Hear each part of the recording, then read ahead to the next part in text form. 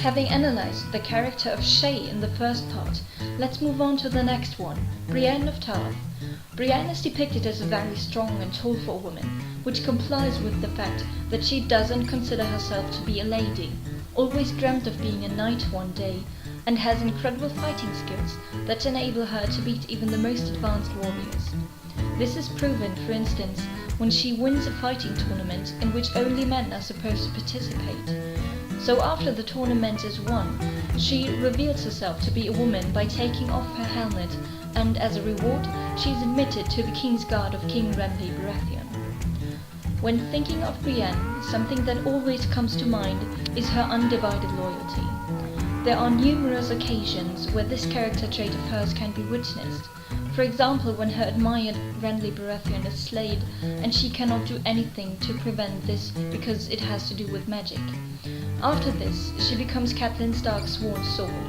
She is also determined to take revenge upon those who killed the people she has been loyal to, like Renly Baratheon and Catelyn Stark.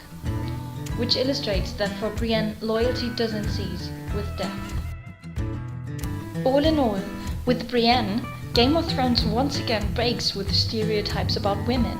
This time it shows that women too can be very strong and can keep up with men's physical abilities. The third character I want to take a look at is Cersei Lannister. She is the widow of King Robert Baratheon, for whose death she most likely even arranged herself. Since they were teenagers, Cersei and her twin brother Jaime had a secret incestuous relationship. And Jaime is also the father of Cersei's 3 children, although they officially are Robert's descendants. Although Cersei loves her brother, she has had several love affairs with other men, unlike Jaime, who has always been faithful to her. Moreover, Cersei has deep affection for her children Joffrey, Tommen and Myrcella. Even if she knows that especially Joffrey is an extremely gruesome person. But Cersei is not always full of love. She can be very cruel herself.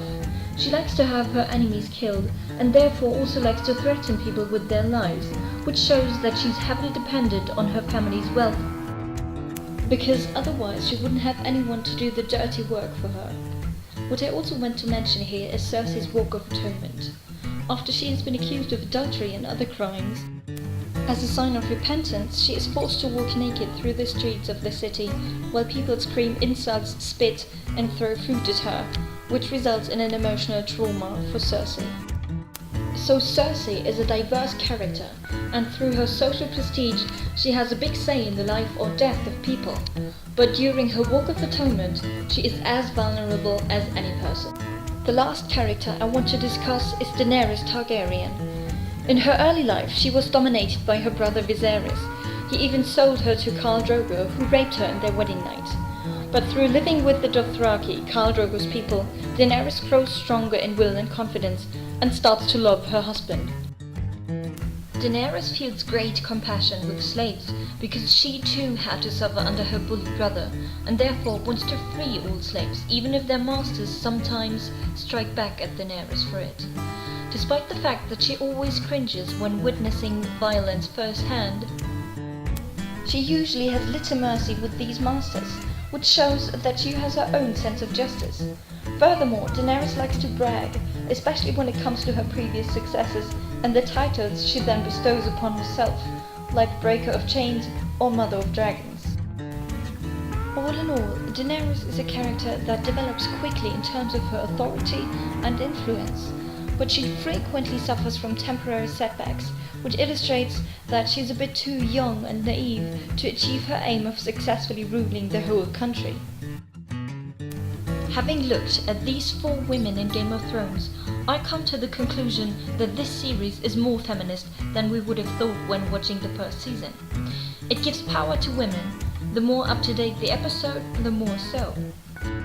What I also appreciate very much is that women nevertheless are not portrayed as having more rights or as inviolable. Take Cersei's Walk of Atonement, for instance. She was disgraced for all the bad she did to the world. So although women are powerful in Game of Thrones, they are not more powerful than men, thus they're equal. So we should all keep in mind what a great job Game of Thrones does in this respect, because especially in the US, a vast amount of people are watching it and are perhaps even positively influenced by it. created using Powtoon.